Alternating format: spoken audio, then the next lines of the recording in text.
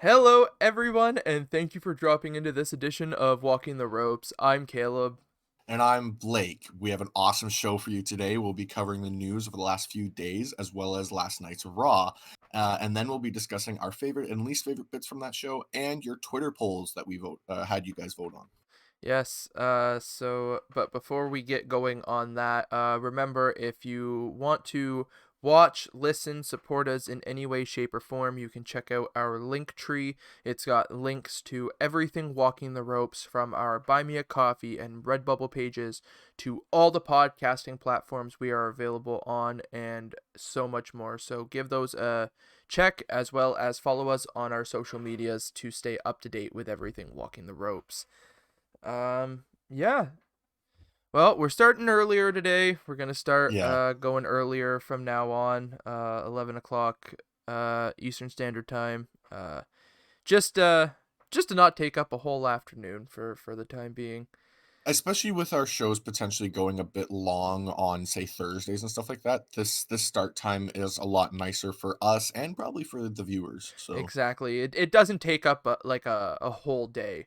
Like that was the roughest part about doing it at 1 o'clock is like if we would run 3.5 hours, it's like there goes, you know, every active hour that you got during the day basically, and exactly, because we spend all morning setting up, and then we come in and start, and we're done at 4, and then it's like, well, that was a work day, basically, and pretty well. right now, we don't exactly have the time to treat this like a job. Hopefully, eventually, we will be Hopefully spending as soon. much time as we can on it, but we are spending as physical amount of time as we can because this is truly something we want to pursue and make perfect for anybody that wants to watch us. I haven't put this much time into something besides college in years. Like this Yeah, is the only thing I can compare it to is the time and effort I put into college. Uh it's similar to yeah. that, so but hopefully down the line it will be our job in something like that to talk wrestling. Oh, that would be the dream.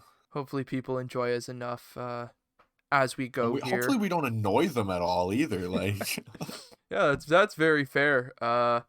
But anyways, with all that being said, news. I've got some stuff here. For the 2.5 3 days we had, it was oddly slow on the Yeah, news. maybe we've been spoiled for choice with having, the Royal Rumble, and then the week before that, I believe, was Hard to Kill, and then the week before that was Genesis, and Yeah, so maybe we've been a little spoiled for choice, but it was it wasn't there wasn't too much. One of the first things I have on here that I want to mention, Dustin Rhodes tweeted out mentioning that Terry Funk was in rough shape. Just I believe it was hip pains and that from the years of in the ring yeah. and whatnot. Um so just wanted to bring that up and obviously wish Terry Funk all the best. I mean, absolute pioneer of this business. I have so many fond memories of watching Terry Funk stuff and just wondering how he was even still moving during some of the matches and shit. Yeah, exactly. Actually, going on that point, I have a point saying Mick Foley saying he really needs to get into contact with Terry Funk for the exact same reasons. He's heard he's not doing very well, and is really not. What did he say? He says Terry Funk's his mentor and pretty much the reason he wrestles the way he does, and he does not want to see him in any pain. And like you said, Terry Funk is a pioneer of this business, and if he's at the point where he's like that, I feel like he needs to just take time and make himself better because I feel like he is still in the ring, isn't he? I want to say he's still active. I'll do a quick search here to find out. From my knowledge, semi-retired. Yeah, Like so like he'll do appearances, but yeah, that's insane. Like like his career, what I'm reading here, has spanned more than 50 years. He is 76 years old and he is only semi-retired. that's incredible. Like we talk about Jericho being, probably the GOAT of our generation as far as being able to wrestle for as long as he did, or has, I guess, because he's still going. But Terry Funk is truly, as far as longevity goes, the GOAT for that. Oh, 100%. And I mean, the thing is even his stuff in his later years and that, like, he slowed down. He didn't do quite as much in the ring, but it was amazing to see a guy, late 60s, early 70s, still put on a decent match. He's not going to get a 7-star match by any means, but No, I mean, it's most people don't anyways. oh, exactly. But I mean, when you see guys within their 60s, like their early 60s doing this stuff, something like a Sting, we're like, "Oh wow," but people tend to forget Terry Funk is still going. I mean, he's retired like a dozen times and then came back, and it goes, we had this conversation on the last podcast about these guys, some of them, like, this business is their life. um it's similar Oh, to we'll like, get into it on Raw as well. oh, exactly. But like somebody like Eddie Kingston, even as young as Yeah, he is, though, they played it into the Mox and him storyline, but it's a true thing. I it mean, he's is. given up his whole life for wrestling. He has not had a personal life per se because of pro wrestling, because pro wrestling is his love, it's his life. Yeah, um so some of these guys, that's just what they do. And Terry Funk, I mean, that is the prime example of pro yeah. wrestling being the center focus of somebody's life. Oh, But very much so. Like, and the amount of people he's trained and influenced in general, like, this man not only has a staple in the industry with his name, but with what he's given to the wrestling business, without even being on, like, behind the scenes portion, yeah. is what I'm trying to say. Like, he's both probably one of the greatest wrestlers and one of the greatest trainers because he's influenced, I wanna say, at least, like, 50% of the current generation. Oh, there's so many. There's so many that I bet, you could mention Terry Funk and they'd go, watching him is one of the reasons, I wanted to do this or something Yeah. like that. So, but yeah, with that being said, just all the best wishes to Terry Funk. Hope that gets resolved in a timely manner for him. And Yeah, and I mean, if that means he has to permanently retire, I'd say a career well spent. oh my It's time. god. No disrespect to him, and, if he's not in Hall of Fames, he will go into every single one of them. Oh, he deserves it. He deserves it 100%. Even Impact's, even though he's probably never wrestled for Impact, I right? think he did. Oh, well, there you go. I He can go in honestly Impacts. think he did. Um, I want to say like hardcore justice and stuff like that. Yeah, you know what? That sounds right, and I feel Uh, like I can see him coming out with, like, the brand. on here it doesn't have anything specifying Impact, but for some reason I feel like I can see him in Impact for some reason. I'm just looking through. Funk competed for TNA where he and Raven defeated uh CM Punk and Julio De Niro in 2004. So I'm sure there. Oh, 2009 he was at a house show. Um, yeah. So like he's made appearances. Yeah, He's never been like, signed from the looks of it. wow, and then you go to his championships and accomplishments, Oh geez. and it's just scroll, scroll, scroll, scroll. Oh my god. Like, He's got, well, like we said, he's been wrestling for 50 some odd years. well, okay, for instance, from oh, I can't even say it is his first. Yeah, no, I definitely can't. The first film he was in '78, and then he was also in a film in 2005, and that's not even his wrestling career, like, just to point that out, like, he's not just this guy who does wrestling, he's been dedicated to being this guy, Yeah. like he is embodied his gimmick, I guess you could say. Oh, 100%. Uh, but yeah. So, what else you got news-wise here? Nia Jax trends in a way she probably didn't want to, thanks to her match from Raw. Oh, jeez. I wasn't a fan of the match, which we'll get to. But let me tell you, that happened, and I let out a very audible laugh. Um, Well, I heard her say, so if you guys haven't seen it, it's not like it spoils anything. She goes for a leg drop on the apron and lands on her ass and and she, says, "My hole." well, she's like, doing the kind of yelling in pain, yelling in Yeah. agony, and she goes, "Ah, my butt," and she walks around a little bit, and then all of a sudden, like you said, it's, "Oh, my hole," and I'm like, uh did, did I just Ah, hear you correctly? That's something that you'd see at a live event and never on TV.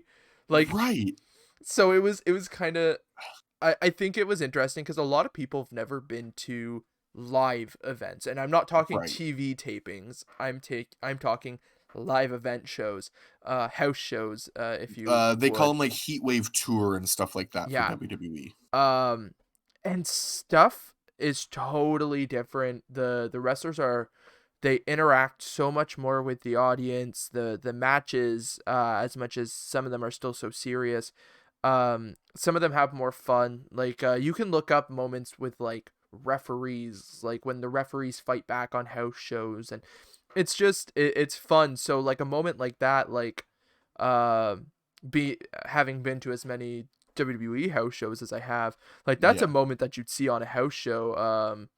Actually, I believe that exact thing, the Revival at the time, FTR now, when I saw them live at a house show, I was second row, and I don't remember what. Oh, I think it was well, Dax Harwood now. He had an atomic drop, and he sold it for like 2-3 minutes straight, just continually yelling about his nuts and his ass and stuff like that. And I was like, Jesus Christ. Yeah, I love when they can get silly in a very serious way as well. Like, but what she did, it just felt out of place, honestly. Well, like I said, I think it felt out of place because it was on TV. If I was at a house show and that happened, I Yeah. wouldn't bat an eye. I would chuckle, and that'd be that. But with it being on TV, it definitely felt w- just weird. Yeah, and maybe with a live audience, that has happened, and it just gets lost in the audio because of that. That was one of the things I was thinking when it happened. I'm like, I have a feeling the main reason we heard it was because there was nobody Yeah, actually there. It's just piped in audio. And so their audio's heightened a lot more. yeah, Um but yeah, when I saw that trending, I was about an hour and 20 minutes behind on watching it live cuz I had things to do. And I loaded up Twitter for a second, and it's like trending in wrestling, my whole, and I just closed my Twitter. I was like, nope, I'll finish the show and find out what this is about after. no, I don't want to know. Oh, jeez. Uh, yeah. Um, Another one I got here. Jericho's doing some narration for Dark Side of the Ring for the new season. Oh, nice. I'm looking forward to it. I've loved everything That'll be for I've. Pillman's as well, right? I would definitely assume, but I Hello. have. Hello, hello That's what that there, says. chat. Yes.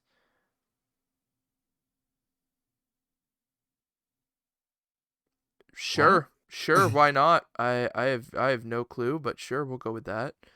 Um Anyways, as I was saying, yeah, I would assume it'd probably be for Pillman, but Yeah. I don't know what the rest of the season holds for Dark Side of the Ring. I haven't actually seen, like, I had read a full lineup, I think, when they initially announced it, but beyond Yeah. that, I don't remember seeing much of anything. So, uh but yeah, so he apparently has done some narration, easy as that. Yeah. I'm not sure. So, Um, well, going on from that, WWE has plans to bring in the younger viewers here. And their idea is with Bad Bunny and potentially even Cardi B. Um, so this is a quote from Nick Khan. With no touring, so the ability to get the Bad Bunny for however long uh, is easier, basically, and you're going to see a lot of him. yeah, well, speaking about the likes of Cardi B and Bad Bunny, another rapper, I want to say it's Bow Wow is how you say it, has tweeted out that after his next album, he is going to pursue a career as a WWE superstar. Apparently, it's been a lifelong dream. He wants to hold the tag titles with Rey Mysterio. Um, and from the sounds of it, there's actual interest if he's legitimately wanting to, um, if he's legitimately wanting to train. There is Hmm, legitimate interest in bringing him on. right. So there's that. Um, yeah. Uh, There was new Nightmare Family members announced for Cody Rhodes' Nightmare Family. Nick Camarado, the big guy who fought John Moxley yeah. a handful of weeks ago, as well as Aaron. I want to say the last name is pronounced Solo, Yeah, it but is. is it? Solo. Okay. That is Bailey's fiance, for those of Okay. you who aren't aware. So the Nightmare Family, is that going to be like the inner circle, or is this just like his training group, basically? I want to say it's more of like they're sometimes together on TV, but it's not a storyline thing. I think it is legitimately like Like the uh Nightmare Factory thing, sort of thing, yeah, but I almost he want to calls it the family when they join. yeah, I almost want to say it's people who are joining up at the factory to help train or something. Oh, yeah, that would make sense. So when they're a trainer, they're called a family member, sort of thing. Something like that. That would make sense. But I think they're trying to keep it a little storyline too, because for instance, um Dark Order's 10 or Preston Vance, whatever you might know him by, um he trains with Yeah. the Nightmare Factory. He's been helping in the they're now officially doing camps and whatnot. But Oh, I think cool. with him being part of Dark Order, on TV, they're trying to kayfabe it a little bit. Um, That's fine. if that is the case. I So, don't see all the members of Dark Order staying where they are anyways. oh I no. can already see some of the lines being drawn on BTE and stuff like that. Dark Order is very much going to probably revolve around Silver, Grayson, uh, and Uno and Reynolds. Reynolds. Yeah. And then the other ones will be able to just kind of change out as they go and bring in new people, sort of thing. I feel like, just because maybe before Brody passed, that wasn't going to be the case, but I can just see with what BTE is doing and stuff like that, that's where Oh they're going yeah. with Dark Order. And the thing is, I honestly feel like once the Dark Order kind of splits off to do whatever, I don't think it's going to be this big breakup. I don't think it's going to be No, anything like that. I think it's going to be a matter of like we'll always be family, but we understand you've got to do what you've got to do, and that means not being with us. yeah. Um Some of the stuff with Five seems like he's going to just be pissed off and leave. But Poor Five. Uh fuck Five. yeah. What else you got news-wise? Got anything else? Gorgeous George opens up about dating Randy Savage. Uh okay, I'm gonna need a lot more than that. The Gorgeous George from WCW, the woman. Thank you. Thank you. So the first 2 years, he was amazing. I would have married him in a heartbeat. Then he got nuts. Um, Yeah, so it goes on to talk about Savage and her meeting with Tori Wilson when WCW wanted to break up, or I guess not, maybe not break up her and Savage, but have Savage tour with Tori. Okay. She says she's not a fan of talking about somebody like this, but Tori came, quote, came off like a skank, Oh, jeez. and went on to tell Savage she didn't want him traveling with her and she would break up with him if that was the case. Lovely. Okay. Yeah, I mainly did that just because, No DQ did this, the tagline I read, "Gorgeous George opens up about Randy Savage, dating." I was like, "No, that's how exactly I would do it as well." Like Oh yeah, like that you have to click on it cuz you're like, "Fucking excuse me?" Well, like when you said it, I was like, I need some more information here." Oh, yeah, 'cause you think about that and you go, "Oh, alright, yeah, alright, I know who that is." Yeah, so like tell me more. Oh jeez. Okay, wow. Yeah. I mean, that was kinda funny too, so Oh yeah. Oh yeah, without a doubt. Shoal Guerrero has pulled out of all commitments for a while, announcing on Twitter basically just due to mental health and concerns like that.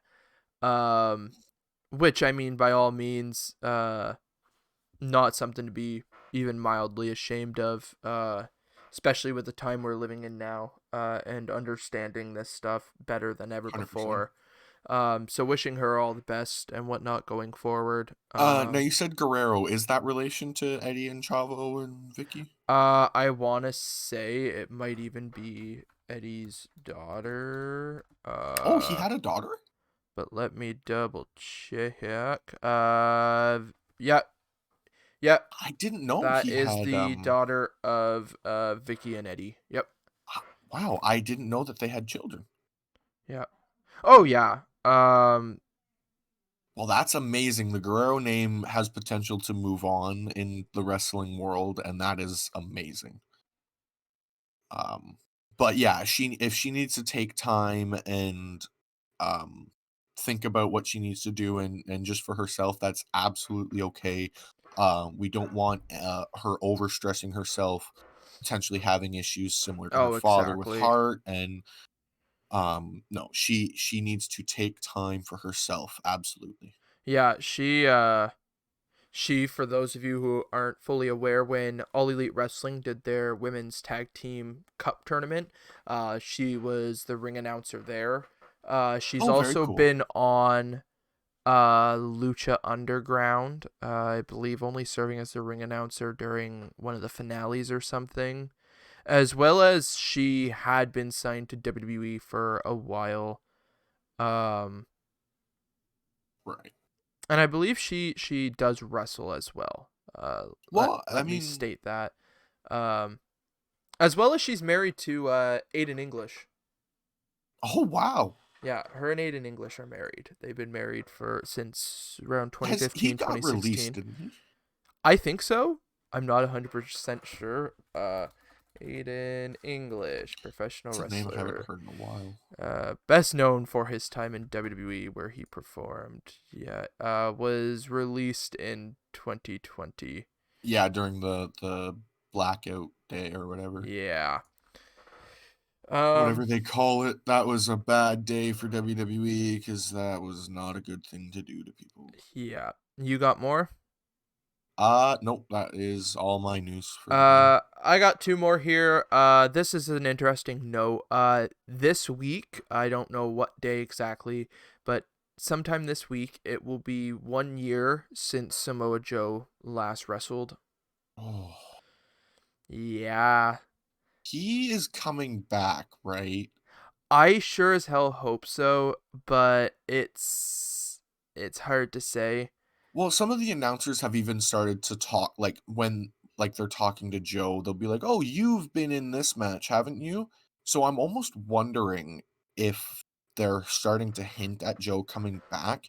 And I started to wonder if it's going to be similar to what happened to Kofi. Um, where Jeff got injured.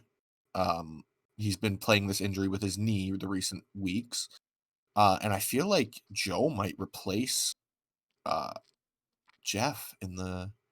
I guess we can say because it's literally the first thing on Raw in the Chamber match.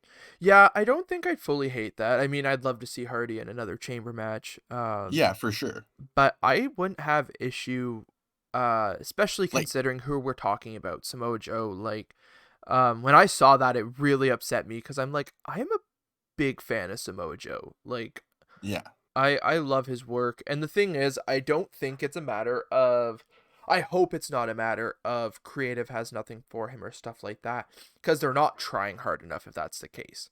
Samoa Joe no, is yeah, literally so versatile. I'm just wondering, I would assume it's still about the injuries, and I'm just hoping that excuse me. um it's not career ending, because I hope not. that would be really Last I shit. remember was it was a broken wrist that I thought he had. He injured his head during a television shoot.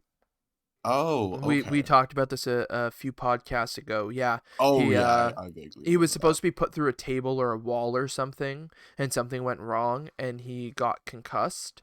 And since then, he's been on commentary. Interesting. So I mean, the thing is he's got the mind for commentary without a doubt. So if it's a Corey Graves situation, like, it disappoints the hell out of me that we won't see Joe back in the ring. But I mean, for his own health and whatnot, you can't. It'd be weird to not make an announcement about it, though. It might be, well, it might be very similar to Jason Jordan. Jason Jordan's been a producer now for a year and a half, 2 years There've or been more. rumblings about his return, though. And yes, there has, but the thing is at the time it was he probably won't return. But there's not been a formal retirement announcement or anything. So if they don't know, they're not gonna make an announcement, sort of thing. Exactly. Like, the thing is you don't want to jump the gun or something, which I understand, but it would be nice for even a bit of an update. Um Yeah, just something, just like tell us, hey Joe, why are you just on commentary? yeah. Do you just like watching matches? Because if that's the case, fine. Well, that's why we're here. Exactly. Like we're no better. And final thing I have here, regarding WrestleMania weekend, GCW Game Changer Wrestling has announced their shows for WrestleMania weekend. It's called the Collective Remix. Um, Usually I think this stuff is on like Fight TV and stuff. And I mean, WrestleMania weekend, if you really want to watch wrestling, that's the weekend to do so. There is so much wrestling that Yeah. weekend. Even if you're just sitting at home, especially this year talking, but like in previous years, and that excluding 2020, because fuck 2020. Well, I can think about some um matches we were supposed to get for 2020. exactly. But like, the WrestleMania weekends and whatnot are always really packed, but they've announced some of the events this year. It includes the likes of Joey Janela's Spring Break, Josh Barnett's Bloodsport, which is fucking amazing if you've never seen it, Effie's Big Gay Brunch, For the Culture, Jimmy Lloyd's D-Generation F, Alley Cat's Real Hot Girl Shit, the 16-man Acid Cup Tournament, and the Planet Death Deathmatch event. So It the will be last two catch my eye. it'll be interesting. It's an outdoor venue. It runs April 8th to the 10th at 20% capacity. Um, That sounds fun. so yeah, I You said mean, Joey Janela's Beach Break? Spring Break. Spring Break. I was gonna say, how That's did he get the rights to say Beach Break? Like, No, he's been running Spring Break for years. Like, this is probably like the 6th or 8th Spring Break show, I want to say. very cool, very cool. Bloodsport, Josh Barnett's Bloodsport is, like I said, it's basically combining well, here's kind of a bad example, but Raw Underground, but better. So like what Raw Underground was supposed to be basically the cage fighting stuff, in a ring. Yeah. but yeah, Yeah, Moxley was actually on the last Bloodsport. Like it's amazing, and it's got some pretty awesome stuff. Like it makes you feel like you're watching real fighting with um wrestling here and there. Um right. I mean, it's all available on Fight TV if you want to check it out. Not I probably sponsored, will, but if but they if want to, they anybody, can. yeah, but if anybody wants to check out basically almost any of these shows from previous years to see what they're about, you can pretty well probably find them on Fight TV. I'm not sure where else you can find them, but Fight TV for sure, I would imagine. Yeah, It's got a ton of wrestling, so for sure. uh, but yeah, that's I guess the end of the news. So we'll move on here to the Raw results from last night, February 8th, 2021. Uh, it, it was a show. Ups and downs through the whole night again. Yeah, pretty much. But yeah, so we open Raw. We get a video package actually. To open Raw covering Drew McIntyre and Sheamus's friendship through the years, and then discussing, I guess Sheamus's full heel turn last week because he wasn't like really a babyface prior Yeah, to, yeah. but I wouldn't say he was completely a heel. He was just kind of He like a was that anti-hero type thing that yeah. we keep talking about. He was kind of there, and he was kind of a dick, and that was about it. Yeah. But we got that, and then we cut to the ring, and there's Adam Pearce, which kind of made me roll my eyes a little bit. I was like, oh, here we go. Here comes Roman. That's literally what I thought. Roman I was coming to Raw. Yeah, well, I was like, like the second I saw him, I'm like, okay, so there's potential that we're having Edge come out, and all three world champs are going to show up, and Edge is going to make his decision. That would have been cool. Uh, and That then didn't happen. they announced Shane McMahon, and I'm like, Here what comes the? the I'm money. I'm like, what the fuck? What? Why are we bringing Shane back? Like, Yeah, I was like, what? uh, And they announced, like we said, they're kind of in our news thing. They announced this elimination chamber match, and Shane pawns it off as Adam Pierce's idea. yeah, yeah, So this which seems really weird. Why is Shane here if he's just talking about Adam Pierce's idea? Just let Adam Pierce announce it. yeah, I don't know. It felt odd the way they handled it, but yeah, they announced the elimination chamber for the WWE Championship. Obviously the champion Drew McIntyre, Randy Orton, Jeff Hardy, AJ Styles, Sheamus, and one that I really don't agree with being in the match, The Miz. Yeah, I mean, it's kind of because yeah, he is a former world champion, but he has the Money in the Bank contract. I am like, I understand there's two world titles, but I am not a fan of putting the Money in the Bank holder in the title picture. I just I don't I mean, there were times when Punk, I think, was uh, Money in the Bank champion, and he had like a multi-man match against the champion, but it wasn't like an elimination chamber or anything like that. yeah, I don't know. I'm just for something like that, I'm like, when you've got that title shot, I think that should basically be where you sit in a I think sense. Otis should still have the Money in the Bank contract, but you know, I still want to know if there was any actual plan there, but I yeah. think the plan was to have them cash in on the tag titles, and that would have been really cool. But then they just broke up Heavy Machinery. Yeah. Yeah, that yeah. Hmm. Like, Interesting. But yeah, they announced the chamber match. and Shane McMahon goes, "Hey Adam, you're doing a real great job. An You're amazing doing real job. good." Yeah. But it almost feels like it's that backhanded, like, Yeah, backhanded comment like good job, and then yeah. And then he just kind of heads out. And as he's heading out, AJ Styles and Omos start coming out. They pass by on the stage. And AJ starts cutting a promo on Pierce, mentioning how Shane said he's doing an amazing job, and praised the idea of the chamber match. Yeah, but I used to think you were a bit of a dumbass. Yeah, I don't want too many people to hear this, but I think you're kind of a dumbass. Says it right into the mic. Yeah, I like that.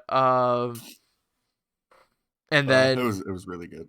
AJ Styles tells Adam Pearce to get the hell out of his ring, and here comes Jeff Hardy.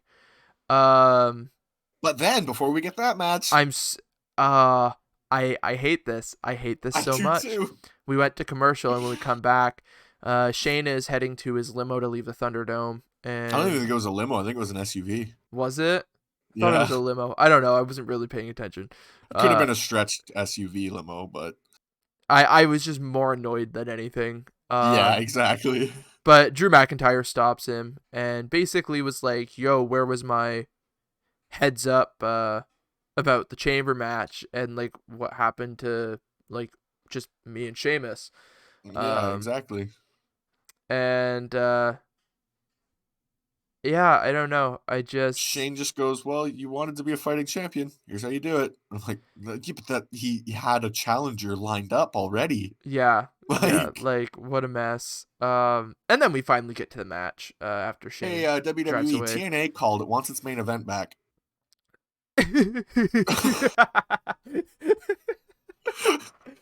fair, fair fucking point. Fair fucking point.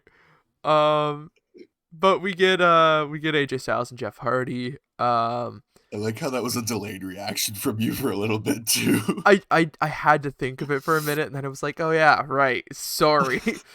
um, yeah, But this was a great match, honestly. yeah. Two fantastic guys. At one point in the match, Jeff Hardy goes for an up and over in the corner as AJ's charging him, uh, and begins selling his left knee.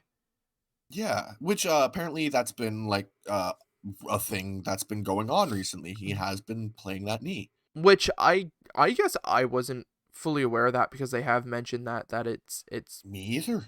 apparently been a thing.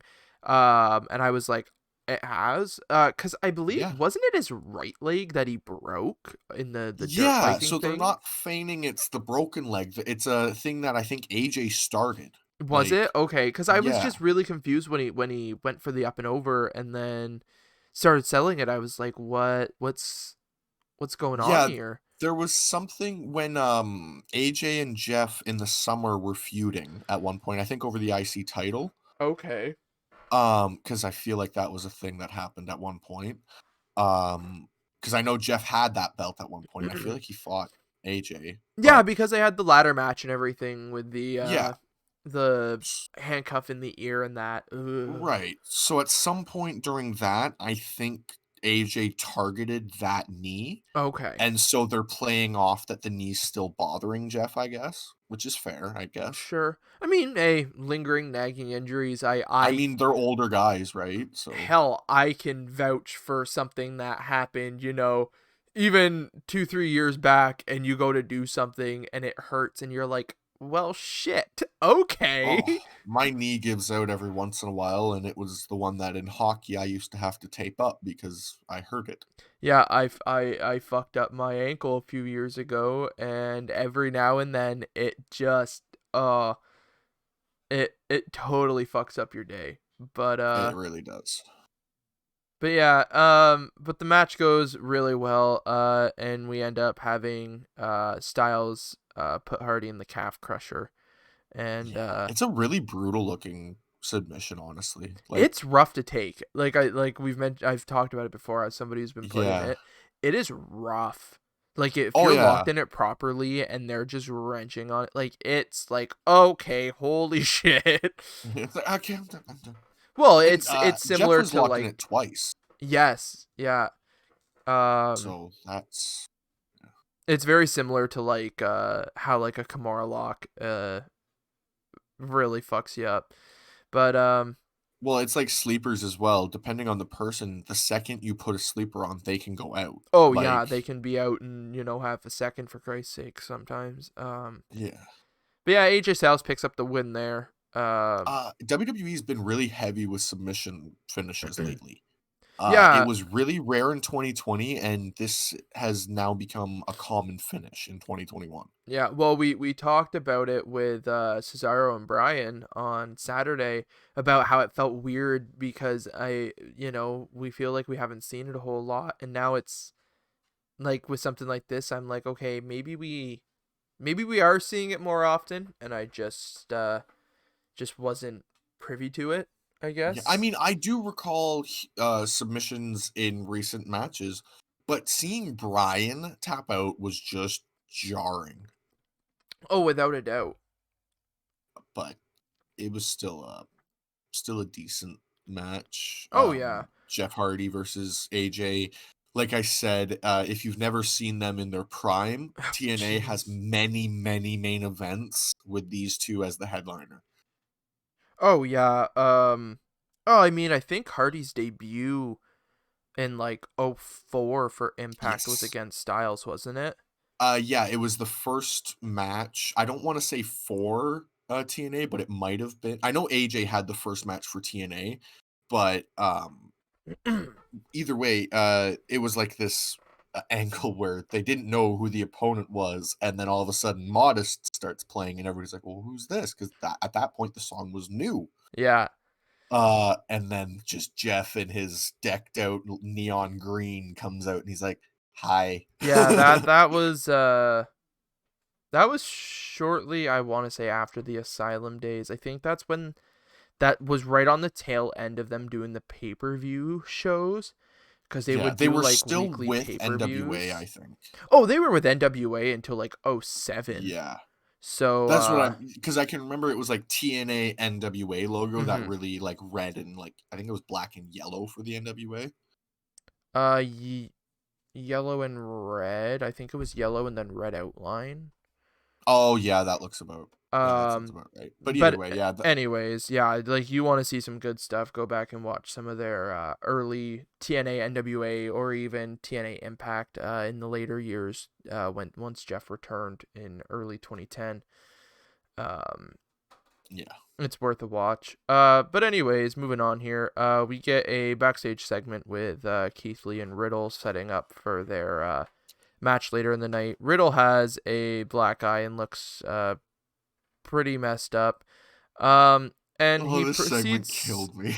proceeds to mention that he went home, got toasty, and then watched the Airbud movies. Which I sat and I had a good chuckle about it, and then he proceeds to list off like 10 movies. Um, Oh, I don't even remember if they were all the right movies. I have So, no clue. I have no clue. Um, um, and I I love know he just said the classic Airbud one, but and he just keeps making references about it. And I love Keith Lee being like, "Hey man, I think you got some screws knocked loose there. Like, you sure you want to keep yeah. going after the title?" Yeah, and Lee's like very serious, like he's talking like this, like, "Are you very sure you want to do this?" Yeah. Like, it's kind of funny the way Lee was taking it all seriously and Riddle's like, "No, it's fine, man." Yeah. Yeah. I enjoyed the segment because it was like two kind of almost polar opposites in a sense. And they just worked really well together. And I mean It that was that that really is good. due a lot to them in NXT and stuff having.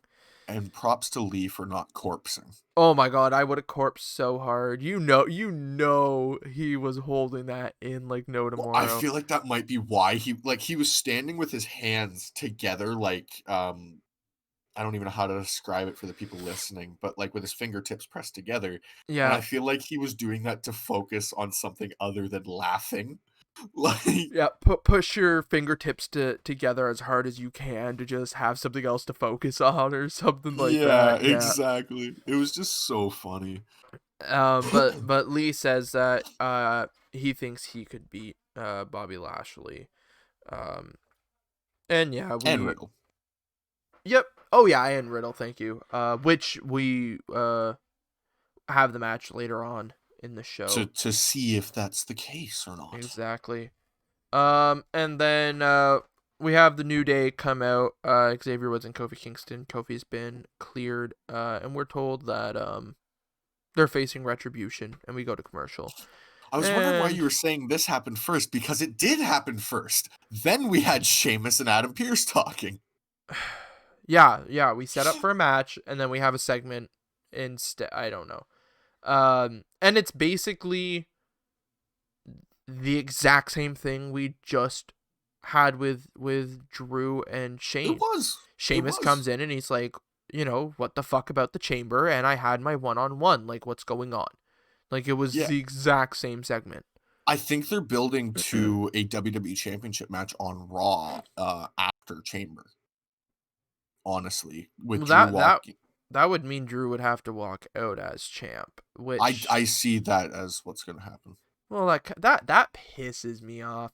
Um, because I mean, the thing is I don't see them putting that match next week, and the chamber is not this upcoming Sunday, but the Sunday after. Exactly. So if they don't do it on Raw, then it's pretty much just a shoe-in that we're getting McIntyre leaving the chamber as champ, and that's I kind of mean, annoying. who's the one to take it from him?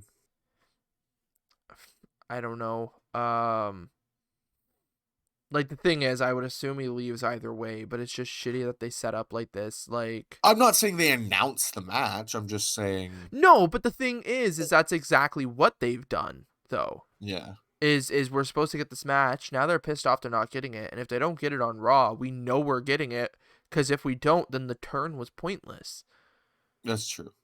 So, and I don't And see it's this not like they're going to being, set it up for Mania. yeah, I don't see this being Mania. So unless we have this play out until Fastlane, which that's a lot of weeks for this to play out.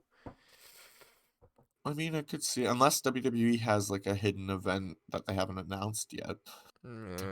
Hope A not. third pay-per-view before fucking Please Mania. no. Please no. We already Oh no, haven't they're gonna had bring any back build. Great Balls of Fire. No. No. Like, we still haven't we haven't even had any build for the chamber, man.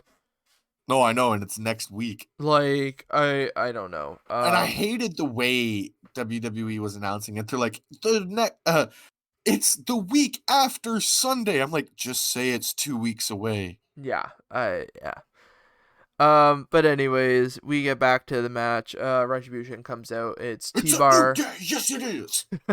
It's T-Bar and Slapjack against Xavier Woods and Kofi Kingston. Welcome back, Kofi.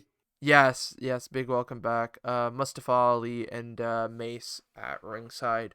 Reckoning still Technically out. on announce table, whatever you want to call it. Mustafa was on commentary. Yes, that's right. Commentary, thank you. But pretty good match between the four guys there. I don't have any real notes about it. It was just a pretty. There was a neat new tag move for New Day where it was a missile drop kick with Woods hitting a Russian leg sweep, and it looked pretty good. Remember when Woods started screaming, "That's a new tag move! That's a new tag move!" I went back and watched it. That was the move he was talking about. Oh, okay. Okay, sure. Yeah, I missile don't. drop kick with a Russian leg sweep. It was really good. I don't know. I mean, I've seen a million tag moves at this point that I'm like, I Right? don't know who really, like, I know who's finished, Well, like, who I has don't know what if he's saying finishers, it's but their move, but I'm saying like that's the first time New Day's done it, is what oh he's no, saying. that's what I mean though. That's what I mean. I'm like, Yeah. there's so many tag team maneuvers that I'm like, I don't know who the hell hits what anymore, minus Right? Yeah. finishes. Like, Yeah, well, but even some of the finishes are almost identical. Everybody's got their version of Magic Killer. oh my god, Magic Killer, or like the Road Warriors or the Heart Foundation's finishers, and like, it's Yeah, everybody's got their versions of those. I can't remember the names right now. Doomsday Device is one of them. yeah, yeah. Um, But Oh crap! Is it the heart attack? That's what I want to say it is, but I'm not sure. Well, if you and I both have heart attack in our head, I feel like that's what it is. There's a good chance, but then again, we may Like just both be dumbasses, so who that's knows? also a very good chance. But solid match with New Day picking up the win. Kofi pins Slapjack. Give me reckoning! Give me reckoning! Yeah, Retribution, the rest of them kind of charge into the ring.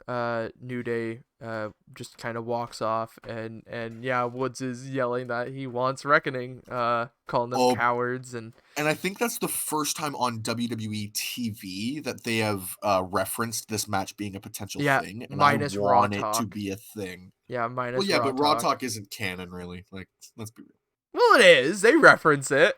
They reference it, but it ain't canon. We've had like Paul Heyman say Adam Pearce is going to be fired on it. Like, Um, I believe it's Charlie Caruso who hosts it. I'll just put this out there.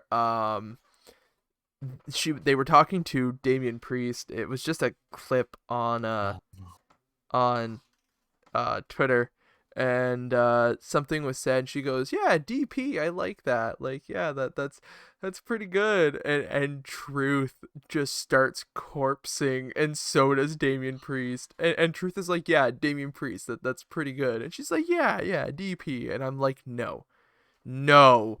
No, and I request if you are not aware of what that means, anybody listening, do not look it up. Like, do not. It is not safe for work. It is, yeah. If you are well, not and aware of what it is, you will find out one day, I'm sure, some way or another. And wait till then. as well, if WWE ever decides to shorten Damian Priest to either Damian or Priest or DP, don't. Don't know. I'm Just so tired of the name don't. shortening. But Wait, what? We've had John Bradshaw Layfield. Like, and that was his full name for the longest time. Yeah, eventually it became JBL, but it but worked. it was still the full name. It Like, worked when it was JBL too, though. That similar to Triple H. Like, exactly. we don't care if the name is long. If it works, it works. Yeah. Like some guys I think it's worked a little better for like Cesaro. Like Yes, I think it Antonio worked Cesaro well doesn't really matter. for Cesaro and even Rusev. Like when they initially did it to Rusev, I was like, but then it kind of worked out. But something like Riddle, I'm like, why? Why did we get rid Or of Murphy. Oh my god, no. I'm waiting for the day where they drop the king part for Corbin, and he's like, and Corbin! But yeah, anyways, after the match there, Mustafa Ali is yelling at the rest of Retribution for failing and whatnot, and then we have Ric Flair and Lacey Evans head out Woo! to the ring. Um, we cut to commercial and go figure when we Yeah. come back, it's not that segment that we're focusing on. No, WWE first congratulates the City of Champions, Tampa Bay, with the winning of the Super Bowl, Yes, because I have to mention congratulations. that. I have Congratulations to to mention Tampa that. Bay Buccaneers for that. I watched that and I won myself a free meal because my father hates Tom Brady and I will always bet on Tom Brady because I know he hates him. So I won a free meal out of that bet. Well, there So you go. thank you, Tom Brady. Me being a Lightning fan, I was rooting for the Bucks just because Tampa Bay area. I was cheering for that area, and you know what? Tampa Bay has two of the biggest sports titles now, which is kind of cool. Yeah, but Sorry, no, we're a no. wrestling channel. We are a wrestling channel, but it's worth mentioning. It is very cool. But then we cut to Damian Priest and Bad Bunny backstage. Yeah, Uh, yeah, and we literally can't hear what they're saying. It's that. yeah. They're talking about something, and then we cut back, to Ric Flair and Lacey Evans, talking about what their relationship is exactly. And Rick cuts probably the greatest promo in years from him. Oh Like, yeah, the passion in his voice while he's talking, like, it is the Nature Boy. It it's was not Ric Flair. it's very similar to what he did on Raw Talk, which Yeah. was really nice. And they talk about Lacey going for the women's championship and that. And we have And how Charlotte was stupid for turning down the greatest sports entertainer ever, I believe is what how yeah, Lacey put it. yep. I would assume. Well, I mean, you're not wrong. No. Um, but Charlotte interrupts. And a nice little note is they were talking, the announcers were talking about like is Lacey Evans like manipulating Rick. And it's kind of shown a little bit when Charlotte comes up, she waves to Rick to open the ropes, and as Rick goes forward to open the ropes for her, Lacey pulls him back. Yeah. Which kind of set the commentators off again, being like see what we mean? Like Yeah, I feel like there's hints that that's what's kind of happening, but I'm not 100% certain if that's the way we're going with it. oh, I don't think it is, but it was just a nice little like they kind of tossed it in there. It was like okay, and Yeah. then they did that and I was like nice. Like I I think that's more Lacey kind of reminding Rick, like, no, you remember you told me we're not on her side. yeah. I feel like that's more Rick's instincts, and Lacey's like, no, remember, this is our plan, sort of thing. It was just a nice little continuity between Yeah. all of it though. And I mean, if they go that way, fine. It's just maybe I'm interpreting it differently. But I really like Flair's shot at Lacey here, where she says, if you actually wanted to learn from somebody, you'd go to the WWE Performance Center. yeah. Yeah. I was like, well, yeah, they kind of have that for a reason. Yeah, but Some I mean legends do train back there, but none of them are Flair. None of them exactly. are I mean, Flair. there is a big difference. I mean, yeah, sure, the performance center is great, but you have somebody like Ric Flair, like obviously all storyline and whatnot, but like let's take it into reality for a second. You can Yeah. train with a bunch of people and like-minded up and comers and But people who are Albert the isn't Flair. trainers. But yeah, he's not Ric Flair. And I say that in the nicest way. I would love to learn from what's his real name? Yes, yes. Tensai, for those who can't remember who I'm talking about. Matt Bloom. Matt Matt Bloom. Bloom, thank you. I'm like, I feel his last name starts with a B, but I can't It's remember. Matt Matt Bloom. Bloom. He Yep. is probably one of the best big guys to enter the ring. Oh, And he's he didn't great. get the justification he deserved. So I Like just wanted to point that out. like there are some amazing people down there. I mean, for the women like Sarah Amato and whatnot. Yeah. Um, I mean, there's some great names down there, and even like I know like Shawn Michaels is doing stuff. I believe Shawn moved to Florida, I think and Shane Helms trains people there every now and he then. had done. I know he had done like a stint. But Even now he's like a producer, isn't like he? Tyson Dukes. Tyson Dukes had a Yeah. week that he was training at the performance training people at the performance center. Obviously, he can't do that full time. He has his own classes here in Canada, but But like it, I it, it that'd be a was shame if the Ducks factory or Duke's factory had to close because he went to be there. well, the thing is he would have been signed during the Cruiserweight Classic if he didn't have the border issues, which Yeah. there's a there's a documentary I believe that you can find, like I believe you can find it on YouTube. It's like a I think it's like 15-20 minutes, it might even be more. Uh with Tyson Dukes talking about his border issues. I think it was done up by Impact actually. Okay. So but yeah, Yeah. anyways. Yeah. Um We'll have a day where we get to talk about Dukes because he will appear on a televised program in the future. I am confident in oh, saying that. 100%. And 100%. when that day comes, that he will be the performer, wrestler, match, and segment of the night. 100%. He is that fucking good. Um but basically this Lacey Evans and Charlotte Flair segment runs down to Lacey says that because of Rick, apparently it's set up that if Lacey can beat Charlotte, then Lacey gets a shot at Asuka. Yeah, And they have and a moment where they're like they can Lace I don't remember how it came up, but something about them being a tag team.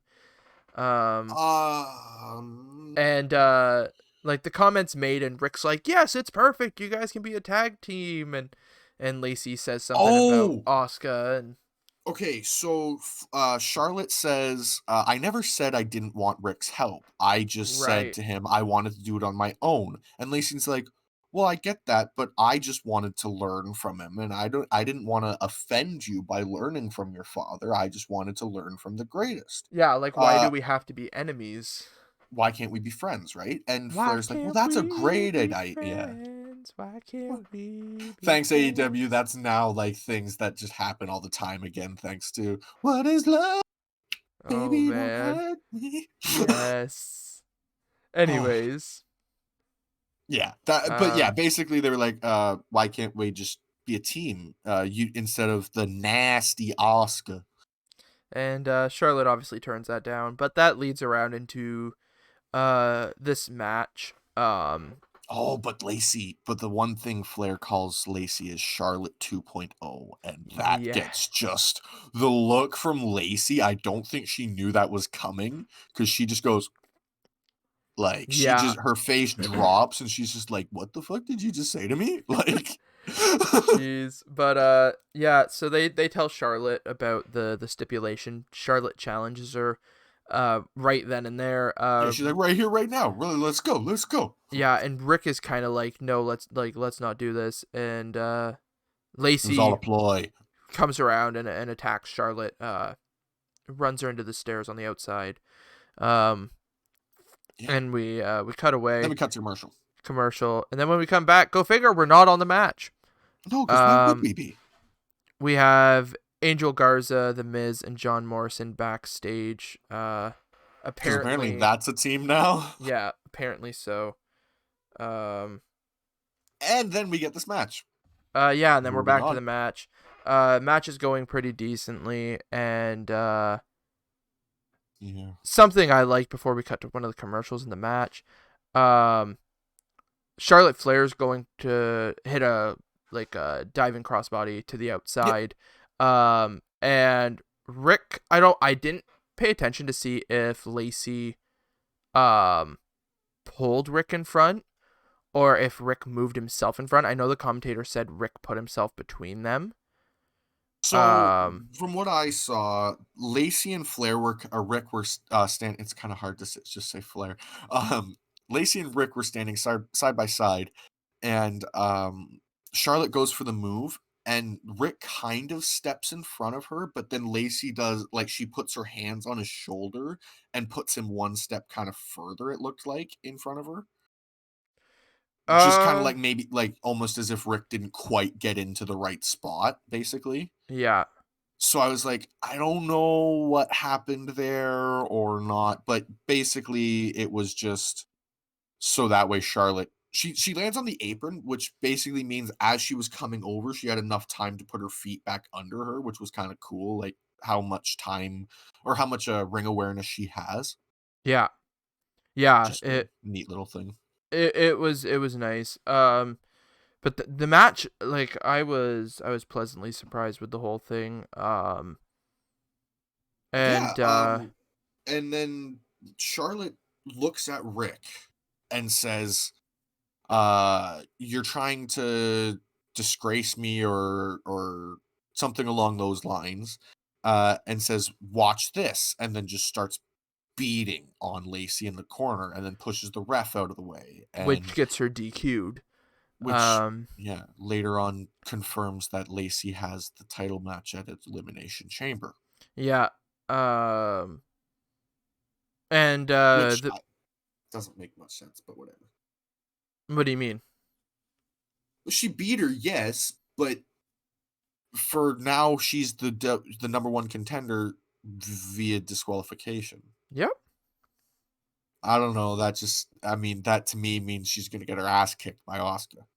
Oh, there's a good chance. But I mean that's gonna be a wait and see scenario.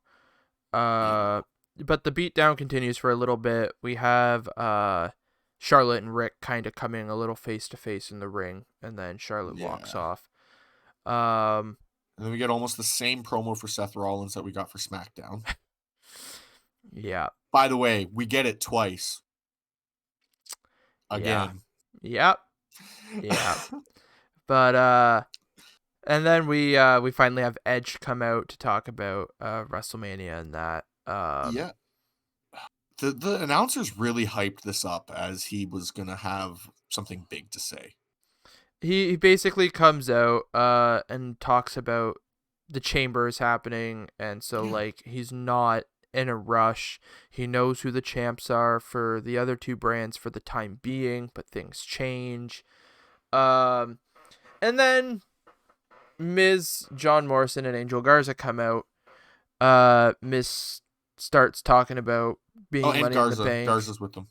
I said it. I said that. Oh, I only heard Miz and Morrison, my bad. Yeah. Um, I apologize. no worries. And he talks about being Money in the Bank and that he's gonna leave as champ and blah blah blah. And Edge just kind of fucking destroys him on the mic. Yeah. I Like, mean, it just shows why Edge was a world champion contender for his entire career, and Miz was only world champion contender for portions of his career. yeah, he went off on the Miz. Like, it was absolutely amazing. Oh, it was. It was really Like, cool. do you not realize who I am? Like, I'm all the things everybody knows, but we think differently. And like, you just told me your plan. Like, I know that like the second I win that title at Mania, like I've got to be ready. And now and now I'm gonna be ready even sooner. And Yeah. It basically goes on, like, basically says, like, hey, I invented cashing in. Like, I'm yeah, the reason you know what to do with that thing. Because before Edge cashed in at a chamber against Cena, nobody knew how that was going to work. They just assumed he would just challenge and it would be a real match. similar to what John Cena did it when he won. RVD was the first one to do an actual match for it. Yeah. But yeah, Edge. I mean, Edge won the first one, and he cashed in after the Elimination Chamber match at New Year's Revolution. And And completely changed the way we looked at Money in the Bank. yeah, because I mean, that was the very first one. We had no clue what was going on, and Yeah. he was the ultimate opportunist. And it was against Vince's golden boy. Like, you know? Like, it was amazing. Yeah.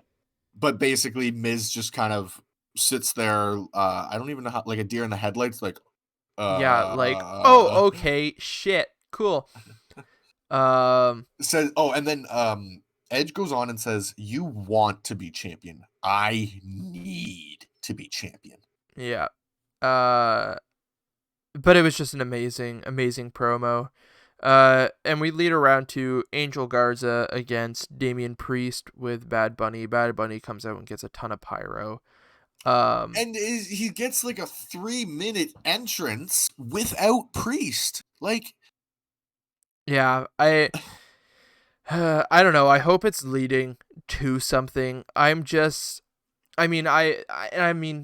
hell, I'm not just bitching about Bad Bunny on here. You can go to our Thursday cast talking about Dynamite, and I'm very not much a fan of outside people coming in and getting matches and becoming prominent, because we know what this is leading to. We know yeah. exactly what we're getting out of this. Um, The and one thing like, I'd say in defense of AEW is it seems like they're not putting it on a pay-per-view where WWE seems to be leading this to a Mania. well, I mean, the thing is you look at it in retrospective, as I said on Dynamite, like, or on our Thursday cast talking about Dynamite, like, no, I don't want it to be on a pay per view with Shaq, but it'd make more sense. And same with the Bad Bunny. I mean, as they said, he was the number one listened to artist on Spotify and that international No, sensation and stuff like I that. get the draw You put appeal that to on it, Mania, but it just but I yeah, it's I'm just a not a hard sell either way. I'm not a fan. Like, when we talk like something like All In and Stephen Amell. Stephen Amell dedicated himself to training and whatnot, and it was really good. And if that's what he does, then fantastic. But if he's just gonna slip away after Mania and we never hear another mention, then it Yeah, annoys me. exactly.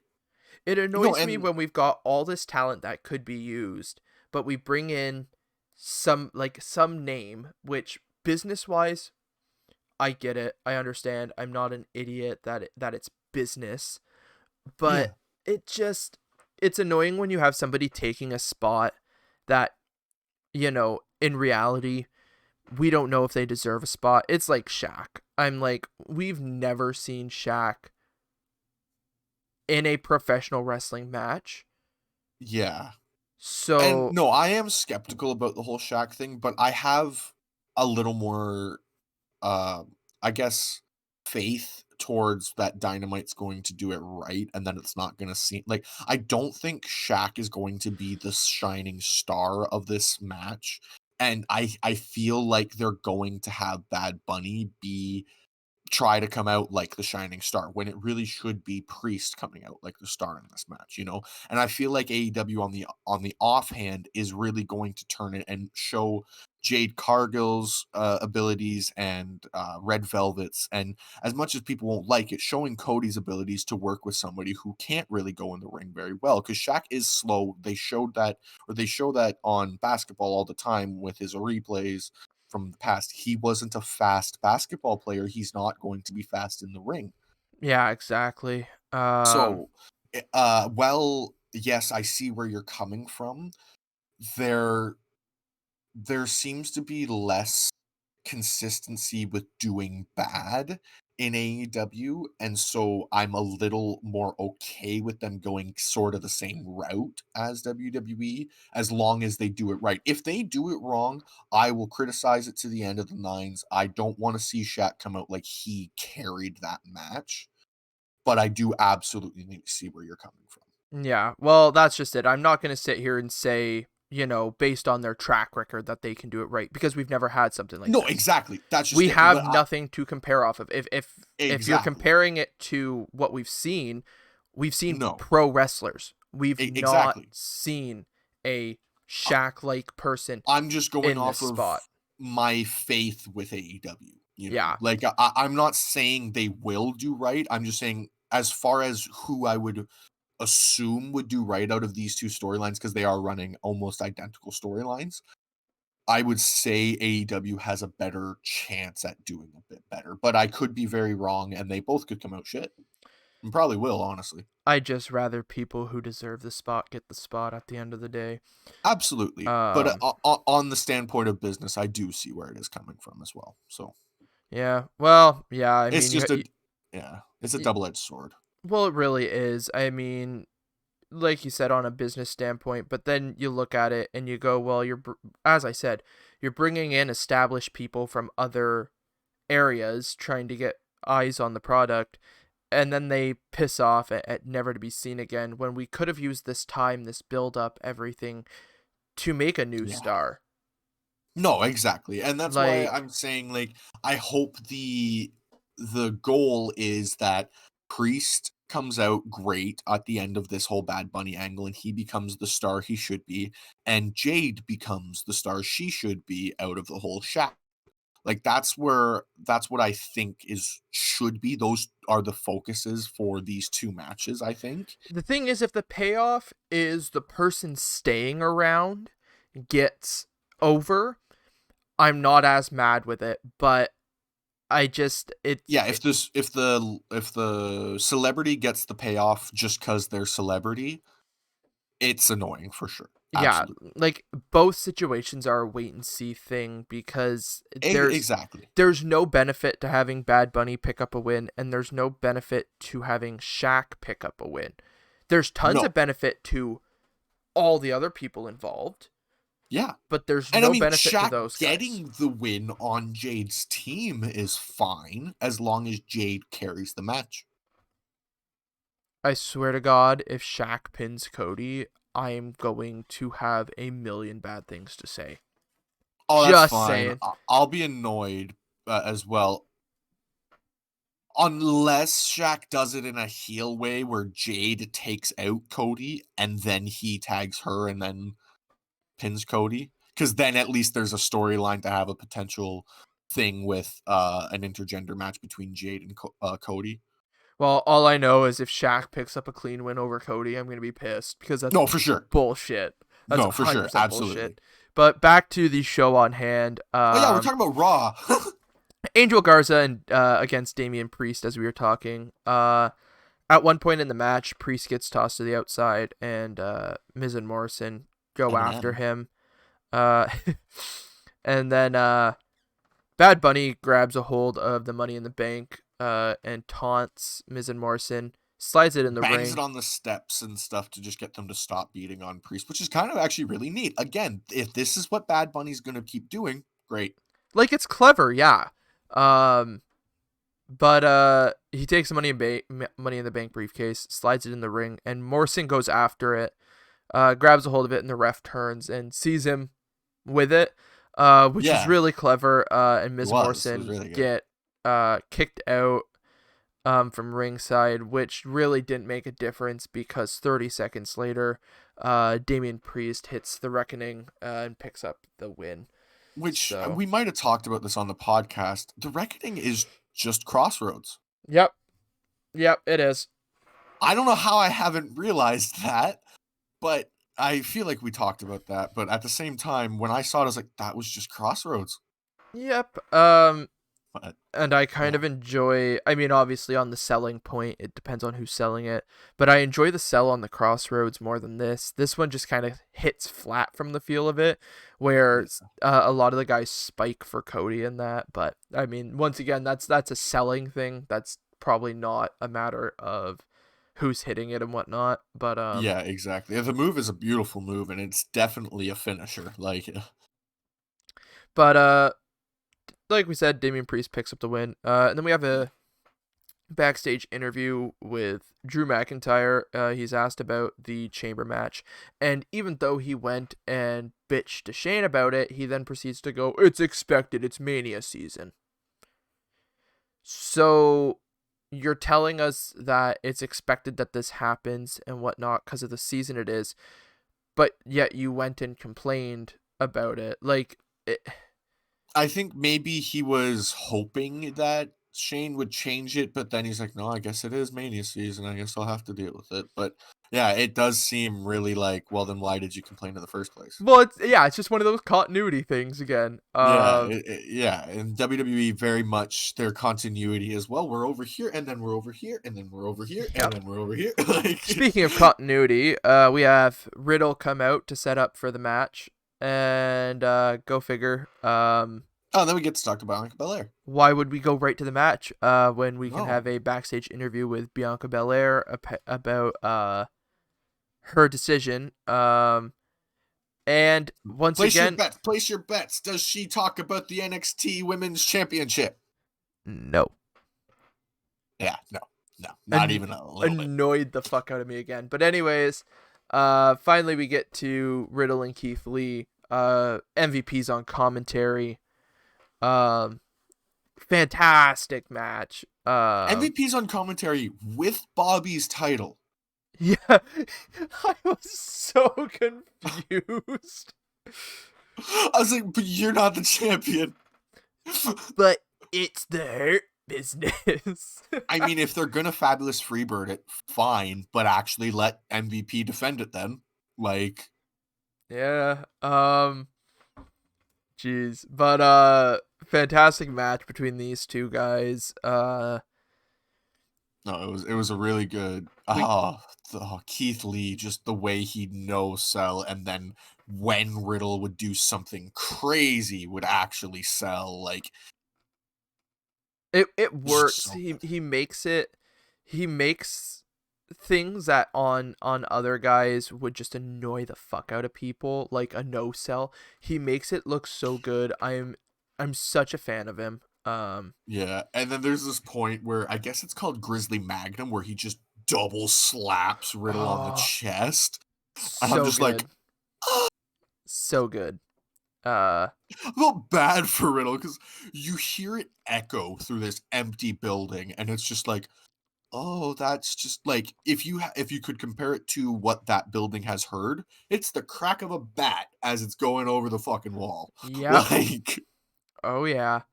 But Keith Lee picks up an impressive win here. And we get a show of respect between Riddle and Lee, but not for Yeah. long, because here comes Lashley. He attacks Lee initially, Keith Lee from behind. Gives Um, him a big choke oh slam. my god, he fucking picked him up like it was nothing. I couldn't fucking believe it.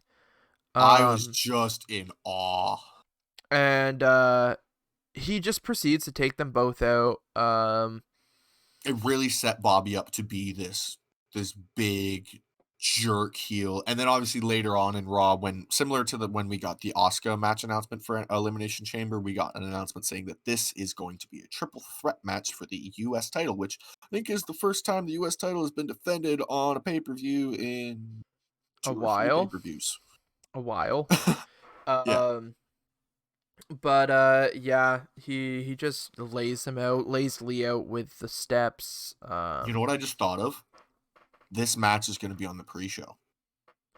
Fuck off, fuck right off. Oh, I bet it will be. I bet it will be. Well, that's gonna piss me off beyond Oh, it belief. will. Because this will probably be one of the best matches of the chamber. Besides the chamber match, if there's probably going to be two. I imagine there'll be two. I would hope there's two.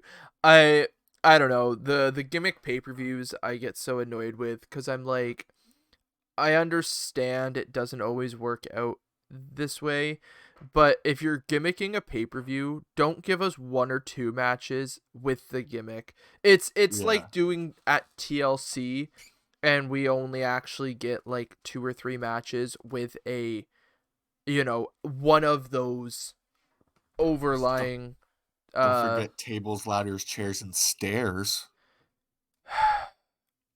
did I with Big sigh loud Show. enough there? Did I sigh I, loud enough? I don't know. But I don't know. It's Hell in a Cell.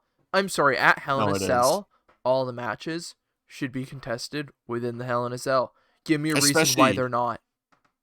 no, exactly. Like, and for Elimination Chamber, the since the US title is technically in a singles match, the IC title should be in the chamber. The Universal should be in the chamber, as well as maybe one of the tag titles, and then one of the Raw women's, or the Raw one of the women's. The only way I'd be okay with the US title being on the pre-show is if the main card holds up to the gimmick of the pay-per-view, and We're like 4 chamber matches. we get the Elimination Chamber, not just fucking one chamber match and the rest is Yeah. singles. Like, cause like the thing is, I'm not opposed to there being other matches, cause No. then I'm gonna have the people coming at me and being like, well, what then does the whole Royal Rumble pay-per-view be all Rumble matches? No, it doesn't. It No. doesn't need to be. And all But Money in the Bank matches don't need to, or pay-per-views don't need to be Money in the Bank matches. Be I cool if they had a tag one. they either need to do more or they need to put it back on a Mania or something, because I'm tired of that pay-per-view personally. We've had that discussion though. We have, but Um, I like it as a pay-per-view, especially when they do tag titles eventually for it. So, well, anyway. I honestly believe that all the gimmick pay-per-views, Hell in a Cell, TLC, Elimination Chamber, stuff like that, my personal opinion, they need to be done away with. They need to go Bring them away. back to like Unforgiven and stuff like that. The Hell in a Cell, I'm sorry, it means nothing anymore. The Elimination Chamber, it means nothing anymore. Those matches Yeah. used to be the blow-offs or setting something big At up. No Way Out and stuff like that. And now we know we're getting the chamber every February. It's not, Yeah. TLC. I'm not, Hell in a Cell. I know I'm not to expect a Hell in a Cell any other time of the year. Maybe unless something big like an Yeah, Undertaker and Shane McMahon I was gonna situation. say we had one. But like that is such a rare thing. And the thing is, that fit perfectly. It That did. worked great. And if that was the only chamber match we got that year, that was fine, because that was absolutely amazing. We do not need a pay-per-view. Named it and get one or two on a 3-4 hour show. Yeah. Especially when we end up having matches like Fiend versus Rollins. Ugh. Yeah. Anyway. But yeah, Speaking of Rollins, we get the second Rollins promo of the night. yeah, and then we get a interview or not an interview, sorry, just a backstage promo with Randy Orton. Um, I have unfinished business with you, Drew. well, who'd have guessed? And then we get what I don't know. I don't know how I feel about this. We kind Uh, of discussed it earlier. Nia Jax, along with Shayna Baszler at ringside against Lana with Naomi at ringside in a tables match. Because, why don't we bring back this thing that nobody wanted in the first place? why did we need to see Lana go through the table 9 times, by the way, again? Like, why did we need to see that? Because, she went through the table 9 times. We got to remind everybody. And there was a big count on it, too. It was like, 1, 2, like, it was like, I. I don't know. But the match was not much of anything. I think the best thing we got out of it was the "my hole" comment. And right after that was the finish. Yeah, she's walking and Lana just pushes her through a table. Uh, It was so just bad. yeah, and then Shayna Baszler proceeds to attack Lana and Naomi. I don't even know what she hit her with. She hit her with something, and Shayna kind of slides out of the ring. And then when we come back from commercial, go figure, we have Naomi against Shayna Baszler. Lana's at ringside for Naomi, but apparently Nia Jax was taken to the back for medical attention from going through the table. Because, being pushed through one table requires medical attention, unlike, as we were just talking, stuff like TLC matches where people go through 5 or 6 tables and they continue to get up and do stuff. I don't know. I'm just dying over here because this just is exactly like you're saying. I All of a just sudden, we're just apparently Jax is completely broken to the point where she cannot fucking support her tag team She partner. was fucking pushed through a table. Are you kidding me? I've taken worse things than that and still gotten up and continued what I was doing. I've seen Jax take worse. Like, can we just go back to the unfortunate occurrence Dean Ambrose not being able to be put through a table? If you remember that Shield versus whoever it was TLC match, and I think he successfully, out of like the 8 tables they tried to put him through, he actually went through one. Every other one it either didn't break, or my favorite was on the stage when he got power bombed and the legs bent. The table didn't Yeah, break, the legs bent, and he ended up just going full force onto the stage. yeah. Like, It's just I don't know. I was baffled, and like Raw. Let's move right on into the main event. well, finishing up this match, Oh, I guess we didn't say the finish, but whatever. I yeah, was so done well, with this segment already. Shayna goes out, attacks Lana, and the finish you could see from a mile away because she was Oh yeah. focusing on Lana. She's getting in the ring focusing on Lana, and who would you guess? Naomi rolls her up and gets the pin. What? Literally in my notes, I'm like, you would have to be fucking stupid to have not have seen that spot getting set up. It is set up a million times whenever we have one manager versus a person, and you know what I'm trying to say. It's always that. Like it is Well, always like that. they couldn't have made it more obvious. She's focusing on Lana getting in the ring. I'm like, so Naomi's gonna roll her out. Yep, yep. 1, 2, 3. Okay, Naomi wins. Got it. Cool. But All right, let's move on anyways, to Raw now. Let's move on to the main event. we I have apologize for not realizing we didn't finish that, but I mean Raw didn't finish writing it, so yeah, Randy Orton against Drew McIntyre non-title. Good because of course it's match. going to be non-title. At one point during the match, Sheamus comes running down to ringside, like just charging. Distracts Drew. Um, Did you see what he would do after the fact, like how he was walking around? I wasn't paying attention. No. So like the generic 80s goon where he's like they lean on everything, they're like Oh. constantly. He was doing that. So like he's walking around, he leans on the barricade when they're over at the table, and then when when they go leave the announce table, he leans on the announce table, Oh, and then come when the on. camera's angled at the steps, he's sitting on the steps, leaning there, just like he just looks like the generic '80s guy, like, "All right, I'm gonna beat you up, say, You like, gotta add an Irish accent to it. oh fuck, oi, I'm going to beat you up." Oh my god. I sincerely, on behalf of Walking the Ropes, apologize for what just I happened. apologize. That was bad. Um, but yeah, the match is going well, and then Sheamus comes in, and basically, from the looks of it, goes for a bro kick to the back of McIntyre's head. And I don't know if McIntyre moved or if Orton shoved him. I didn't. It looked like a bit of both, Yeah. honestly. But Sheamus bro kicks Orton, obviously giving Orton the win by DQ. And then Drew hits Sheamus with a Claymore, and like the show ends. Like, the end to it, honestly, if I'm being honest, it felt like the end to that Inner Circle tag team match. How like we're Yeah, ticking down right to the end, and the finish happens, and they're like, "Thanks for watching." that's exactly how it felt. Um, yeah. So I don't know if you got any more to mention results wise. No, it was. Uh, it kind of sucked. Well, speaking of, it kind of sucked. What'd you rate it? I gave it a 2.5.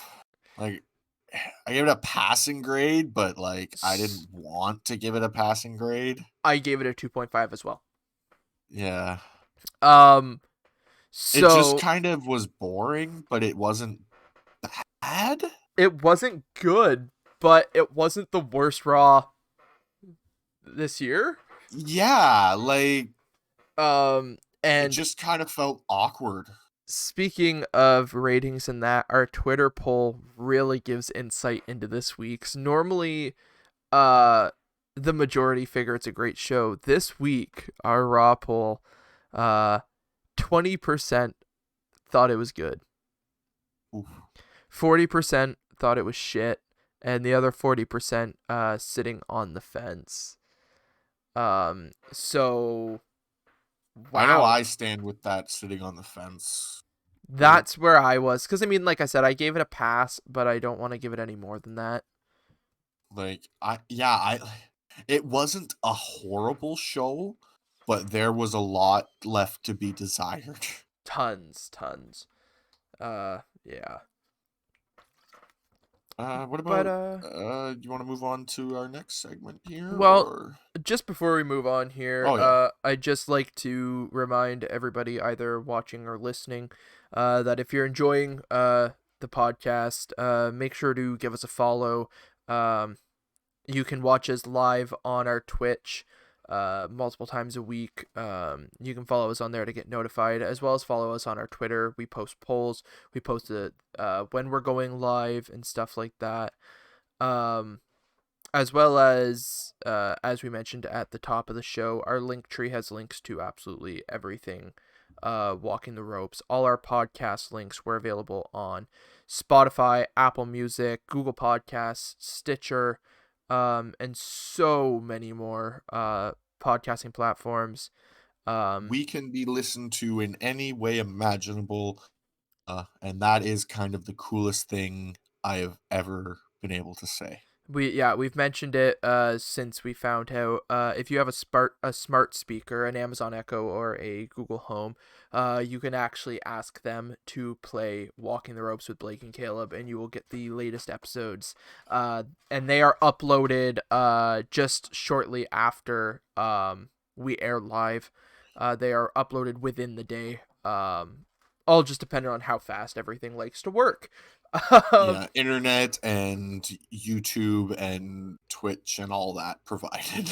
yeah, exactly. And I mean, stuff like Apple and that takes a few hours to update once it's uploaded. So just check back within the day and whatnot, and they're usually uploaded. Yeah, Uh, exactly. but yeah, we will move on here to match of the night.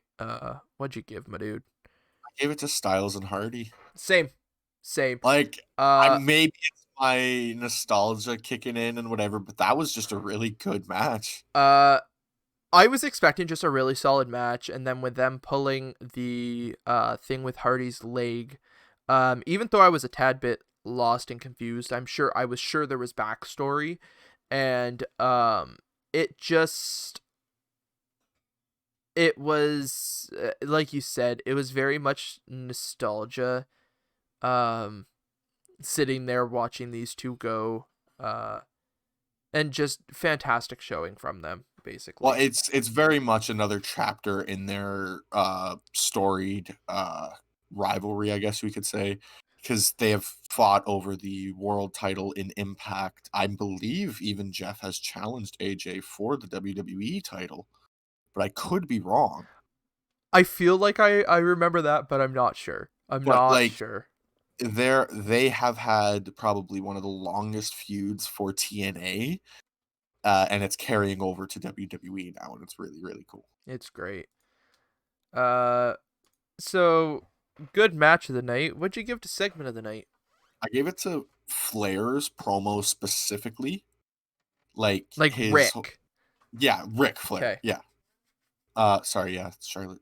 I Yeah, there was a they're long time where she just went as Charlotte. I know So, I was writing my notes and I kept putting Flair and I'm like, hold on, like I should remember come morning who I'm talking about, but yeah, let's just state Charlotte or Rick because they exactly. So, both go yeah, by Flair now. Rick was just, it felt like his nature boy was back, like, he felt like his old self, he cut this just passionate promo, and yeah, it was just so cool. So funny enough, I gave my segment of the night to two promos, and like specific promos myself. My first is Rick, uh, as well. Because I had stated back, I think it was last week or whatnot, about his Raw Talk promo and how much it felt like old school Nature Boy, and he came out and did it again on Raw, and I was like, yes, yes. If we're They having probably Rick on did that. TV, if we're having Rick on TV, this is what I want. I Yeah, don't want him to be the old guy just kind of hanging out. He's the Nature Boy. He yeah. is Ric Flair. Let him be Ric Flair. Um, While I was looking at his face, I'm like, "Oh, you're not the same man you were," but the passion in his eyes were still there. Like, looking at him, he doesn't look like Rick anymore, but the eyes, they're the exact same. oh, exactly. As well as I gave it to Edge ripping Miz a new one because it's another one of those things where like Edge coming back, and I've praised him left, right, and center because I mean, once again, Yeah. favorite wrestler, um, and like he's been Edge, but this was the first full promo bit that I sat and I was like, oh shit, like this is Edge. Oh, yeah, he came back in full force this time, like, the rated R superstar. Yeah. Yeah, this is the Edge that we've been waiting for, so it was really awesome. Yeah. Performer of the night, I gave it to Keith Lee for same. his match against Same. We've been really consistent with our stuff of the night the last few times. Yeah. Well, the thing is, I gave it to Keith Lee not only because the match with Riddle was great, the promo, I had to kind of give it to him for their backstage promo bit for not Yeah. corpsing. Um, Making Lashley look strong. I mean, a big guy, and he made Lashley look good. Um, as well as I was just so fucking happy to see him back. Oh my Yes, when god. they said he was back, I was like, "Wow, I wonder where he was from the start of 21." Yeah, like, Like, well, they said it. It was the first time we've seen him since he challenged McIntyre a month ago. yeah, which So, why he was kept off TV for so long, we'll never know. yeah. But yeah, Keith Lee, good job. And then one of my favorite segments, worst of the night. What'd you do? What'd you do? Gave it to Nia Jax slash Shayna Baszler versus Lana slash Naomi because, I mean, why not just do this as a tag team tables match instead? So, so uh, I have a 3 split on my worst of the night because I was so mad. I was so mad. So my first goes to that match. Like that whole And segment of two matches, basically. yes. Yeah, Primarily because, as you said, um, it's not because of the matches or the match quality, even though they weren't the best. It's because of we've been bitching about it for weeks. We have the match, something happens, and then we get like the same thing or the opposite side of it or something like that. It's yeah. annoying. My Just second give us bit. what we want, not Oh what we yeah. want. Oh exactly. My second bit for worst of the night was setting up for matches and then running a promo or a segment or something instead of giving us the match, especially when the match is already underway. And then my third one, which is just a personal thing, I was pissed off. We didn't have anything Bliss and Fiend related. We didn't get a single elect. I have to watch my Echo. If you're not aware, last week's Rawcast, my Echo began listening to me. Bliss, and then Bray Wyatt. Like, we Have we got seen her nothing since? last week. Yeah, Last week she we was did on. see her last week. Yes. Yeah. But this week we got nothing. Orton didn't even reference it in his thing, his promo. Like it. That's neat. I didn't pick up on that. It's like the thing last week never happened. They're just fucking Yeah. ignoring it. They're not going to say that that is just in his head because we saw that. I saw that and I'm not paranoid. You sure?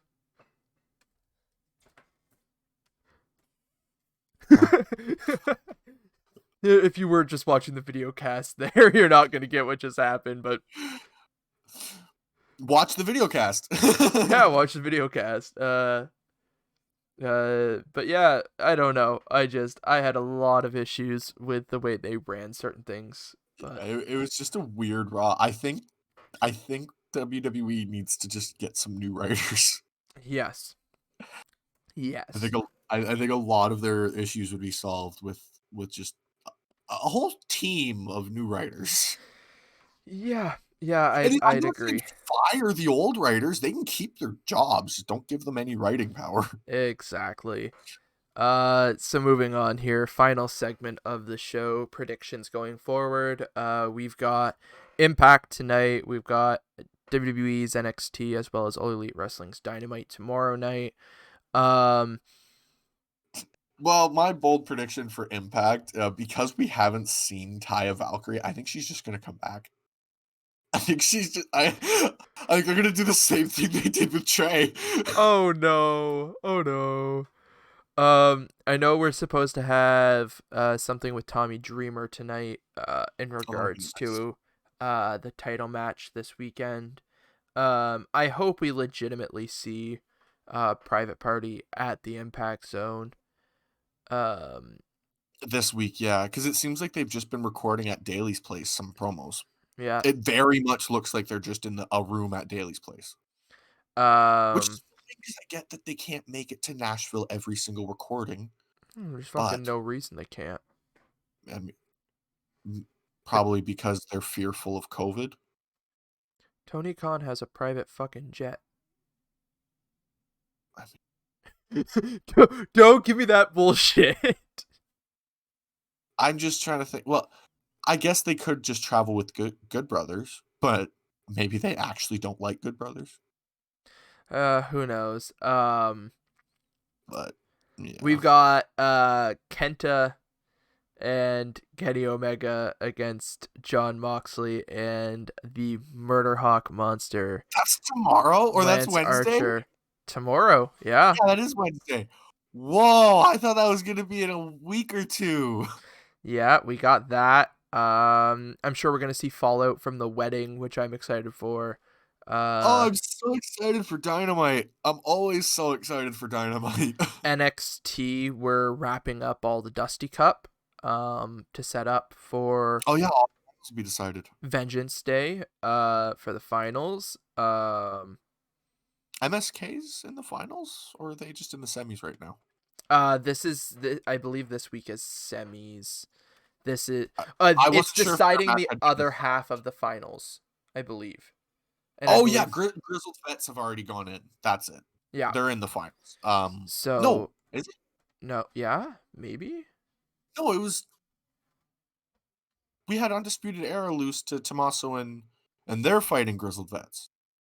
So is that did I, And oh, I'm gonna have to check the bracket real quick.